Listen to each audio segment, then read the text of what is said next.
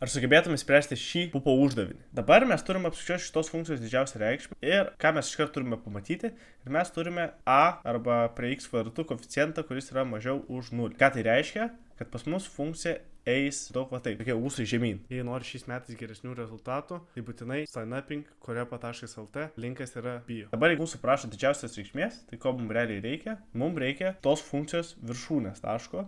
Tai reiškia, mums reikės y viršūnės. Nors sužinoti, kokia yra viršūnės y koordinatė, mums reikia sužinoti pirmą x. Žinom, kad x viršūnės pas mus yra tiesiog minus b dalinta iš 2a. Dabar b žinom, kad yra 40. Turime minus 40 dalinta iš minus 5 kart 2. Jeigu visą šitą sudauginame, mes čia gauname tiesiog 4, net minus įprastina. Ir kai jau turime 4, mums belieka tiesiog paskaičiuoti y viršūnę. Ir tai padarysim. Vietoj x įstatydami 4 ir turėsim 40 kart 4 minus 50 kart 4 kvadratu. Ir į visą šitą suskaičiuojame mes gauname 80. Dėl atsakymą rašysime 80.